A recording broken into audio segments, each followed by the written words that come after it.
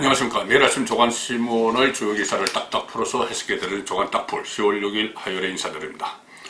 오늘 조간신문 일면 톱 중에서 조선일보와 중앙일보의 일면 톱 제목이 똑같습니다.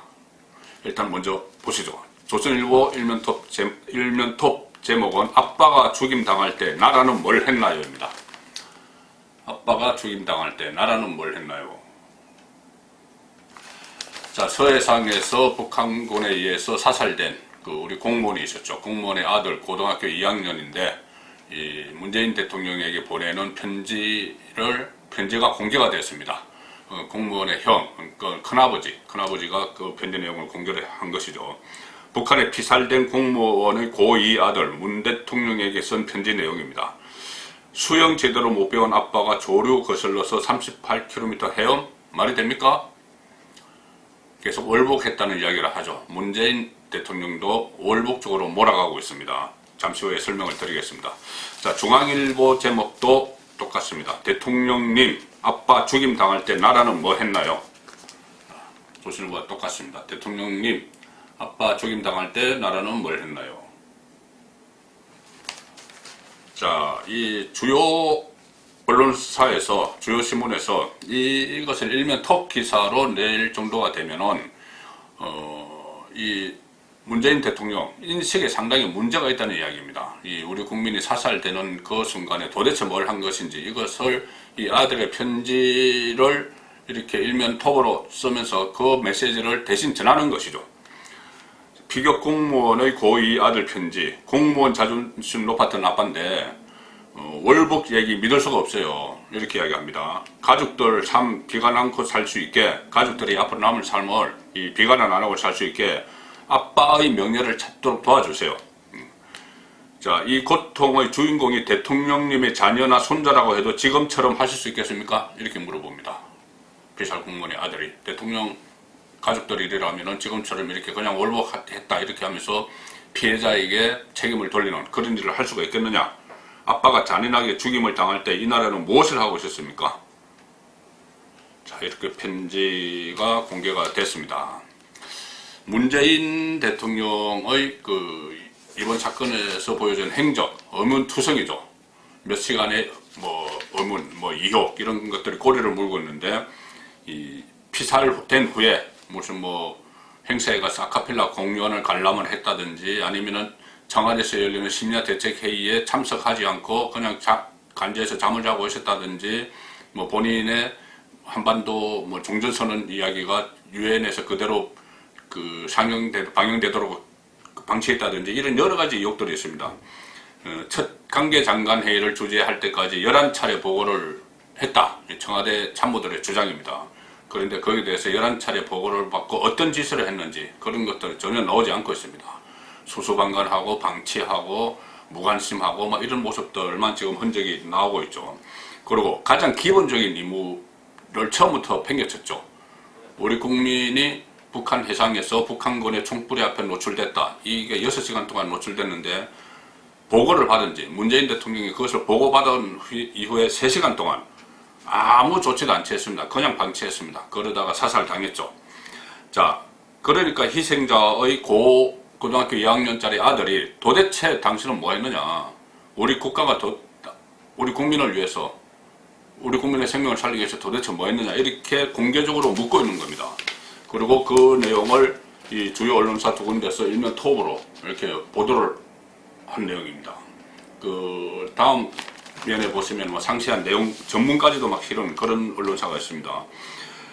자, 당신 자녀라면 그렇게 내버려 뒀겠느냐 이렇게 묻고 있는데 문재인 대통령 과연 이 말에 대답을 할까요? 공개 편지입니다. 편지 보낸 겁니다. 그렇다면 어떤 마땅히 대통령이라면 거기에 대해서 응답이 나와야 되겠죠.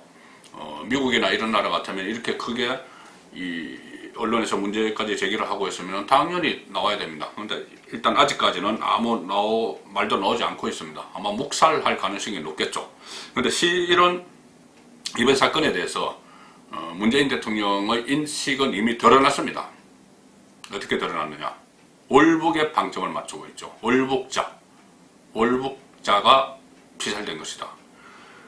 9월 28일 피살 170시간 만에 일단 유감을 표시했습니다. 피해자에 대해서 유감을 표시하면서 애도를 한다고 하면서 이렇게 이야기합니다.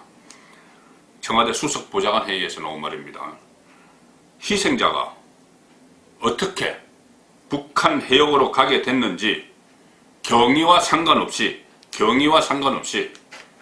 깊은 애도와 위로의 말씀을 드린다. 경위, 어떻게 북한 해역을 갔는지 경위, 월북을 이야기하는 것이죠. 월북으로 단정을 해버린 겁니다.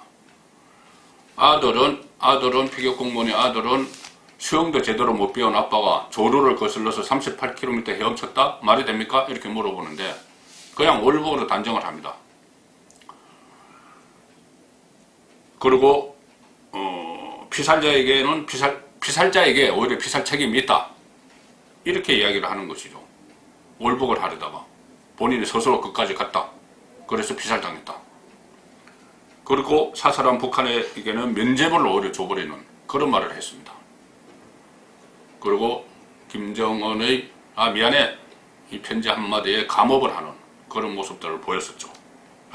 이름 그렇다면 이거를 기회로 해서 남북관계 다시 풀어보자. 그런 메시지까지 나왔습니다. 처음도 끝도 북한 눈치 보기로 시종일관 하고 있습니다.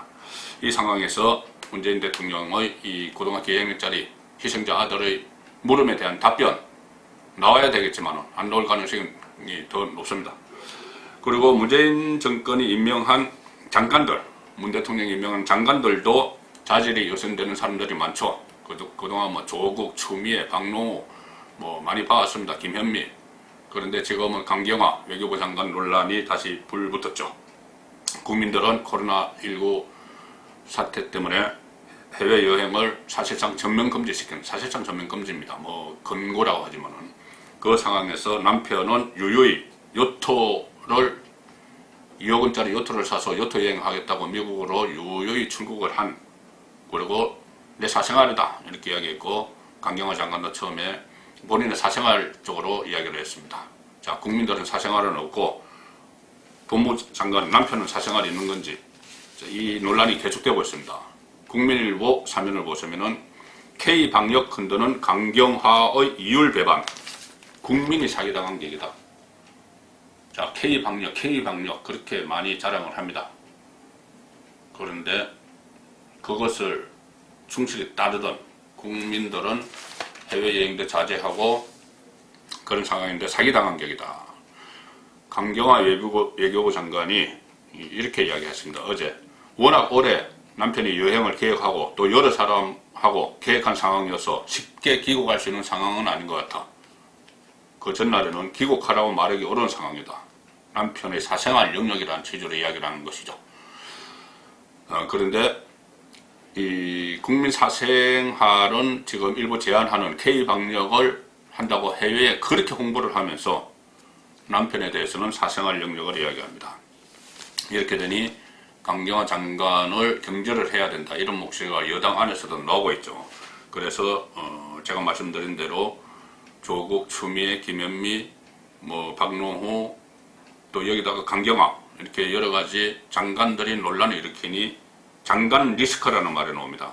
국민일보 사면 하단 기사를 보시면은 잇따르는 장관 리스크, 개각식에 빨라지나 이렇게 나옵니다. 자, 장관들이 문재인 정권, 문재 대통령 본인도 여러 가지 문제가 있지만 장관들도 연달아 구설수에 오르고 있는 것이죠. 박노후 장관 같은 경우는 지난번 그 추석 연휴 때 보건복지부가 코로나19를 홍보를 하면서 하필이면 박노후 장관의 얼굴을 보름달을 배경으로 환하게 이렇게 대형 사진 실린 포스터를 만들어서 개인 앞으로 정치할 거냐 그런 비판을 받고 있는 그 내용입니다. 자, 그래서 이 개각 경제 이야기가 나오는데 이렇게 될 것 같습니다. 자, 어떻게 되냐 하면은 추미애와 박노후는 그대로 둘 것 같습니다. 예상을 해보면은. 대신 강경화 장관은 손절할 가능성이 높습니다. 왜 그러냐? 진짜 자기 편, 처음부터 자기 편, 정치적인 자기 편과 필요에 의해서 영입한 장관 구분이 되기 때문이죠. 한국일보 6면에 그런 내용으로 분석이 나옵니다. 정치 동지는 감싸고 영입 인사엔 선긋기, 속보에는 여당 이중잣대. 자, 정치적으로 이해관계가 얽혀있는, 가령 예를 들어서 뭐 검찰 개혁이라든지 뭐 K방역 자자천하는 것이라든지 이런 사람들은 그대로 보호를 하고 그냥 필요에 의해서 영입해서 외교장관 시킨 강경화는 선을 긋고 있다. 정치동지 추미애 조국은 감쌌다. 최인호 더불어민주당 수석대변인이 이야기한 내용은 이렇습니다. 수석대변인이 이야기한 것은 당의 입장이겠죠. 여당의 입장이겠죠. 방역에 자유로운 국민은 있을 수 없다. 이렇게 강경화 장관 남편 이일병 교수를 비판을 합니다. 상당히 요구합니다. 이렇게 이야기하고 이낙연 대표도 국민의 눈으로 볼 때 부적절하다. 김태년 원내대표도 부적절한 행위를 한 것으로 보고 있다. 일제히 강경화 장관 쪽을 비난을 합니다. 그 전에 조국이나 추미애 사태 때는 위법으로 확인된 사실은 없다. 이렇게 민주당에서 방어막을 쳤고 조국 사태 때도 위법성이 확인된 게 없다. 재판 결과를 지켜봐야 한다. 이렇게 막 옹호를 했죠. 정치적인 자기 편대로 옹호를 하면서 국민 여론이 어떻든지 간에 무조건 보호를 하는데 영입인사, 강경화 같은 경우는 선거결에서 아마 조만간 경결될 가능성이 높다. 그렇게 보이는 겁니다. 야당에서도 지금 제가 말씀드린 일종의 꼬리자르기인데 야당에서도 그런 분위기가 지금 일어나고 있습니다. 추석 연휴 때 청년위원회, 국민의힘 청년위원회가 포스터를 만들면서 좀 과도한 이야기들이 있었죠. 하느님의 통치가 임하는 나라, 곳버섯 투자 실거를 한강 갈 뻔함, 이런 어떤 특정 종교 쪽에 치우친 그 포스터를 만들거나 이 극단적인 선택을 좀 티화시키는 이런 말들을 한 포스터가 그때 실렸습니다. 여기에 대해서 당에서 비대위에서 이 청년위원들을 면직을 시켰죠. 그래서 박결 청년위원장은 정계 은퇴를 지금 정치 시작하자마자 정계 은퇴를 사실상 선언을 한 그런 상태인데, 자, 한국일보 8면에 보시면은 김종인이 선 넘은 청년 정치도 선을 넘었지만은 김종인은 그 싹을 자랐다. 자, 선 넘은 청년 정치도 문제지만은 김종인이 그 싹을 잘라버렸다. 이런 기사가 나오는 겁니다.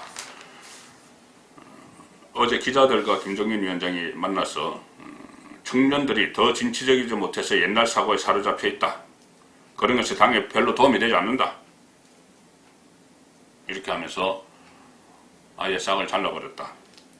물론 잘못한 것이 있죠. 잘못한 것이 있으면 아직 청년들이니 거기에 대해서 충분히 해명할 기회를 주고 반성할 기회를 주고 그런 것이 오히려 낫지 않을까. 어차피 청년들이 정치에 대해서 잘 모르고 하는 것이고 청년을 육성하겠다고 했는데 조금 잘못이 있다고 해서 아예 그 가지를 잘라버리는 그런 것이 제대로 된 리더십인가. 김종인 비대위원장이 그동안도 마이너스 정치를 많이 해왔죠. 당내에 대권 주자가 없다. 이렇게 이야기하면서 당내 중진들의 이 기운을 꺾어버렸습니다. 그리고 또 서울시장이나 부산시장 선거, 보궐선거 공천 문제에 있어서도 기존의 인물보다는 본인이 마치 선택할 것 같은, 그러면서 사람들을 하나씩 쳐내는 마이너스 정치를 많이 해왔습니다. 이런 모습들이 과연 보수 재건에 이익이 될지는 의문입니다. 자, 오늘 10월 6일 조간 딱풀 마지막 기사는 모처럼 전두환 전 대통령이 조간신문 1면에 나왔습니다. 한겨레 신문 1면 하단 기사입니다. 5.18 헬기 사격 인정한 검찰, 전두환의 징역 1년 6개월 구역. 전두환 전 대통령이 지금 재판을 받고 있죠. 조비오 신부, 강주 5.18 때 조비오 신부가 헬기 사격을 목격을 했다. 그런 말을 했는데 거기에 대해서 전두환 전 대통령이 해고록에서 조비오 신부를 파렴치한 거짓말쟁이다. 이렇게 비난하는 혐의로 기소가 돼서 지금 2년 5개월 동안 재판을 받고 있는데 어제 사자 명예훼손 결심 공판에서 징역 1년 6개월을 구형받았습니다. 조간 딱풀이었습니다.